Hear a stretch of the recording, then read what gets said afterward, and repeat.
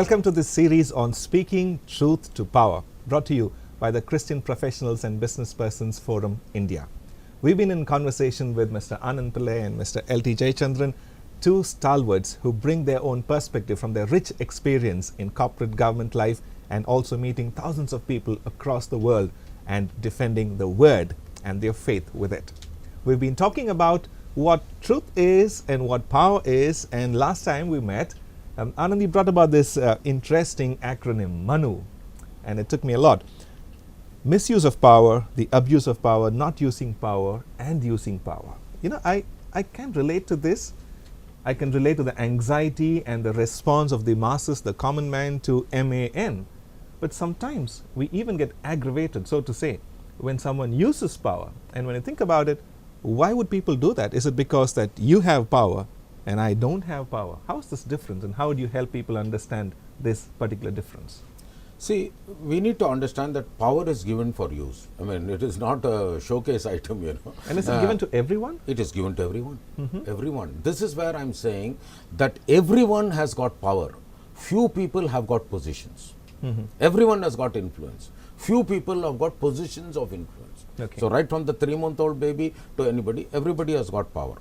The challenge or the danger or the confusion that comes about, common man doesn't know whether that particular person who has got the power is misusing it, is abusing it, not using it, or using it.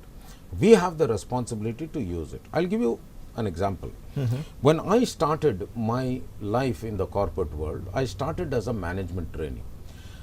In fact, the word trainee in my title I did not like. Management trainee. I mean, management was nice, but trainee, you know. So I thought that I did not have power. And then this was management training in a very big organization. So the seniors came and said, "What is this? You did not act." So what can I do? I'm a trainee. You know, immediately, you know, the reprimanding, I would say reprimanding, the counseling happened, and they said, "No, you're a management trainee in this organization. This is the level that you are. At this level, you have got the power to do certain things. You've got the capacity to influence certain things." So that's when I understood, wow, this is really very good. Now I take that to 2 decades later. 20 years later, I became a general manager in an American company. Thankfully, he lost the title of a trainee now. Trainee. Yeah. For that, I lost him, you know, immediately a 1-year thing, but I had all these titles. So I became a general manager in an American company. Now, general manager in this American company, Hughes Network Systems, is a general manager title is a very, very senior title. So they had a document called DOA, Delegation of Authority. Okay, so they gave the delegation of authority. At your level, you can do whatever and all that. And everything in rupees was translated into dollars. So they said, at your level, you have the power, and the word was used, you have the power to sign up to $100,000. Wow. Okay. At your own level. If you have to go anything more, you can, you will have to constitute, no next level. You'll have to constitute a committee. Okay. So individually I had $100,000. The dollar was at that time, I think 34 rupees to a dollar. So that much money I could spend by myself, meaning I could take the decision. The moment I went beyond, I had to constitute a committee up to $1 million. The moment it went to $1 million, it went up to the next delegation of authority. Okay. But the person said, listen, we also need to take decisions fast. The moment you have a committee, then it can get delayed. So, I mean, this is what was told. I knew several of my colleagues, you know what they would do? They would break that, let us say, $250,000 contract into less than $100,000 contract and go ahead and take the decision. That's a cool idea. You know, they were getting things fast. I knew that that was wrong. This delegation of authority was very clearly told, up to $100,000 you have the power to decide. Beyond $100,000 and up to $1 million you'll have to constitute a committee, and beyond $1 million, that particular level person will have to be taken. Okay. So here is an example of how all of us in corporate positions, we know how to use the rule for our advantage to get things done. And when you do that, that's misuse. That's misuse. Now, obviously, that person did not misuse it to do anything wrong or unethical. He wanted to get the project Done fast. quickly, yes. You know, because his belief was the moment you put it to a committee, it delays. It's going to take a long You know, time. my personal belief is God so loved the world that he did not form a committee. Absolutely. You know, I mean, man, if you want to delay anything, give it to a committee. But let me tell you one thing, the committee is there for a reason. So the moment I step beyond $100,000, I am misusing power if I take a decision by breaking it into small components. You know, on that note, I'm going to turn to LT. I see Anand here speaking about accountability when power is given to them. How does God of the Bible help us understand this? Because from what you said, God has given power to everyone, and I heard that say you in the last episodes we were together too. Yeah. So what I think you're saying is that power at a certain level is shared with others, so that together as a collective we are accountable to the one who gave us the power. Correct. Now, in this context, LT, what has been your experience of people in groups taking the power that God gives them and using it for the benefit of the community? Well, I think that's exactly what is built into what I call the first commandment in the Bible, which is Genesis 1:28. It is given both to the man and the woman.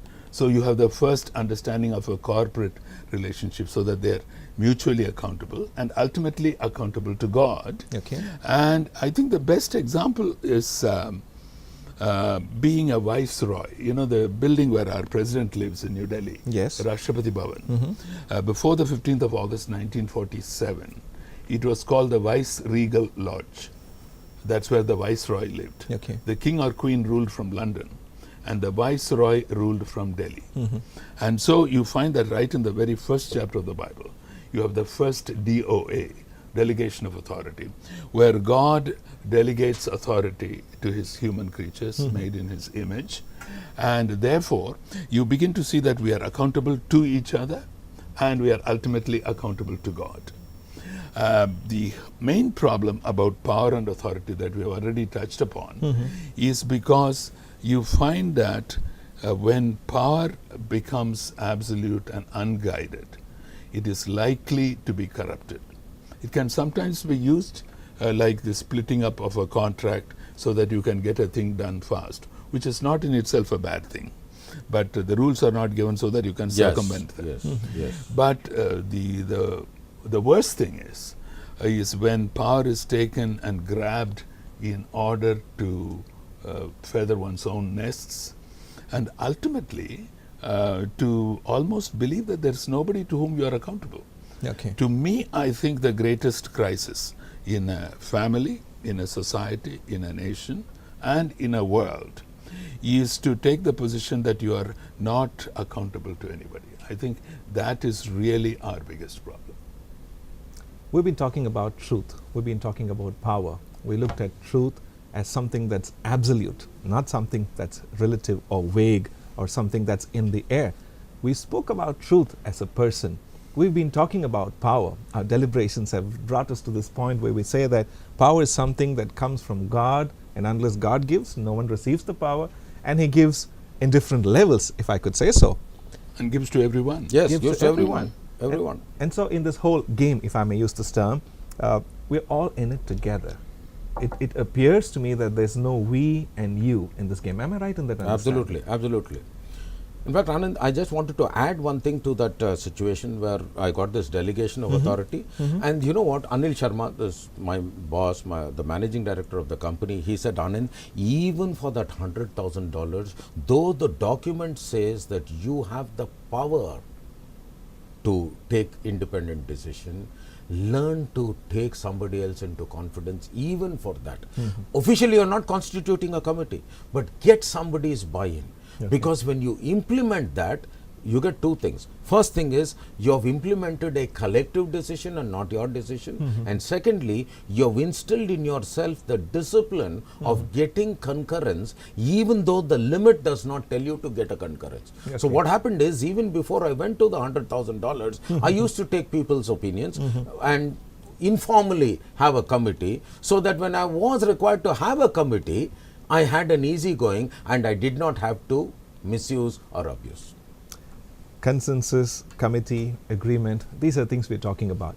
How do people of God together as a collective, as a community, arrive at consensus on issues that we face, on issues that we are part of? That's what we're going to talk when we meet next time. We're happy that you joined us today in this conversation. Stay with us, stay tuned, see you soon, and thank you.